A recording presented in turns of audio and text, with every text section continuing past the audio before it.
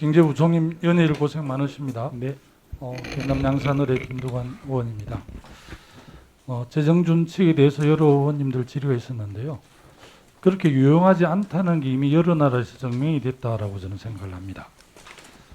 재정준칙을 도입한 나라 중에서 준칙을 무시했던 국가들이 오히려 경제가 멀쩡하고 그랬던 현상들을 봤는데요. 부총님, 그 재정준칙 도입 여전히 소신에 변함이 없는가요?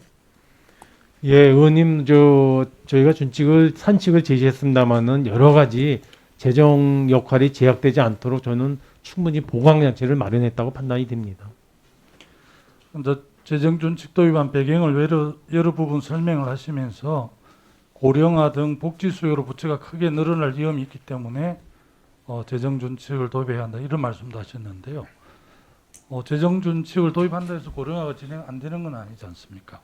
예, 의원님, 제가 네 가지 요인 중에 한 가지로 지금 말씀하신 고령화나 여러 가지 그 요인도 재정 여력 축적의 요인으로 했는데요. 그거는 고령화가 진행됨에 따라서 재정의 역할이 훨씬 더 많아질 것이다. 그때 대비해서 지금부터 조금 축적 여력을 좀 키워가야 되지 않냐, 그런 의미로 말씀을 드렸습니다. 조금 다른 각도에서 먼저 복지 수요를 우리 재정에 뒷받침하지 않으면 어떻게 보면 우리 국민들이 각자 도생을 해야 되는데요.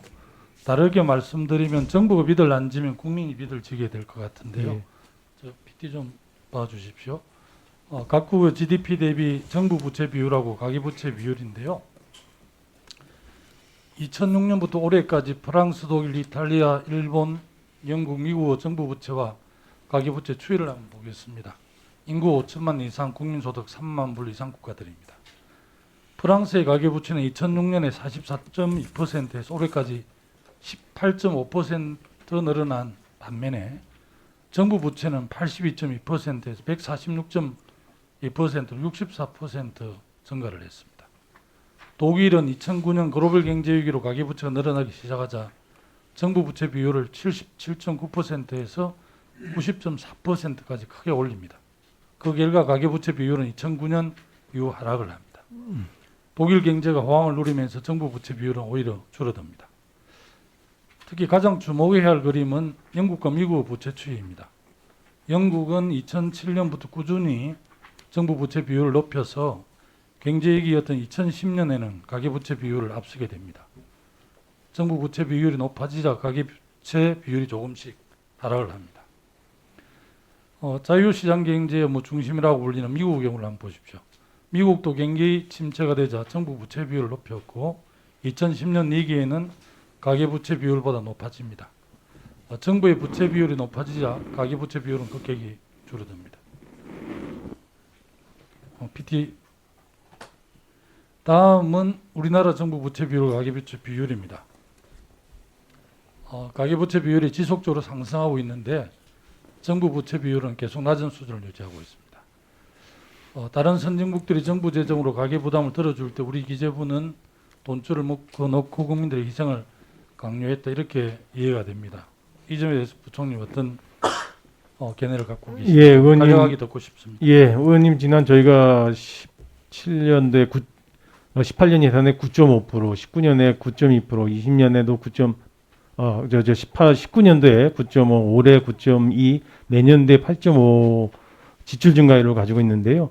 저희의 세입 증가율이라든가 여러 가지 여건으로 봐서는 저는 재정이 더 이상 더 적극적으로 역할하기 어려울 정도로 저희는 최대한 재정의 역할을 하고 있다고 생각을 합니다. 이번 코로나 위기 대응 과정에서도 4차례 추경을 통해서 저는 재정 역할이 결코 소홀했다고 생각하지 않습니다.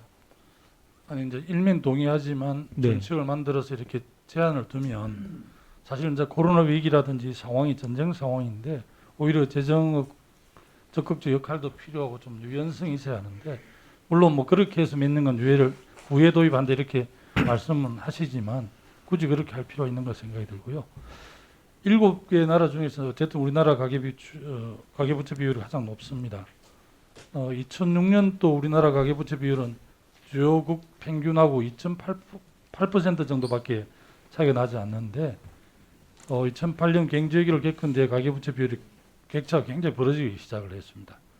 우리나라를 제외한 6나라 평균 부채 비율은 75%고 우리나라는 96%로 21포인트까지 격차가 벌어졌습니다. 선진국들의 지표는 국가가 믿을 안 지면 국민이 믿을 진다는 사실을 알려주고 있습니다. 다른 선진국들의 평균 부채 비율은 153, 정부 부채 비율이 153%인데 우리나라 어쨌든 40% 조금 넘는 그런 수준입니다. 정부 빚을 걱정할 때가 아니고 오히려 가계부채를 걱정할 때가 아닌가 그런 생각을 해봤습니다. 부처님 아까 모두에 말씀했지만 우리나라는 그래도 재정이 튼튼한데 이 가계부채 힘들어하는 국민들을 생각해서 재정 준칙을 혹시 포기할 생각은 없습니까? 예, 저는 의원님 그 준칙을 제시하면서 예외적인 보강 장치도 마련하고 실제 적용도 2025년 회계년도부터 하는 등 여러 가지 사전 준비와 완중 장치를 마련했기 때문에 그 정도는 좀 도입을 해야 되지 않을까 이렇게 생각이 됩니다. 의원님도 예, 잘 알겠습니다. 네네.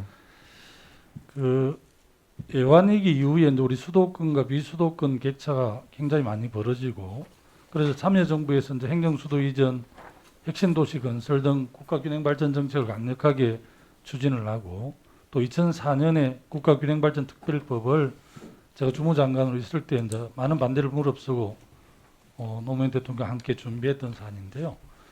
2010년에 비교해서 국가 예산이 한 2배 정도 지금 늘었지 않습니까? 네네. 근데 균특에게는 10년 전하고 비슷하게 10조 규모로 이렇게 짜여져 있는데 우리 기재부가 균형발전 정책에 대해서 말로는 굉장히 고려를 많이 한다 하는데 지표상으로 나타나는 건 그렇지 않아서 이 점이 많이 아쉽는데 2차 재정분과 관련해서 지난번에 한번 설명을 들었습니다만 각오를 다시 한번 좀 말씀해 주시면 좋겠습니다. 예, 의원님 국가균형발전은 꼭 기재부뿐만 아니라 여러 부처들이 다 같이 국정과제의 큰 축으로 일관성 있게 추진하고 있는데요. 일단 기재부로서는 여러 가지 정책 그리고 예산, 세제, 규제 이런 측면에서 지역균형 발전이 좀 더 촉진되도록 하는데 기여해 오고 있고요. 이쪽 분야에 하여튼 저희가 할 수 있는 한 최대한의 지원을 하도록 그렇게 하겠습니다.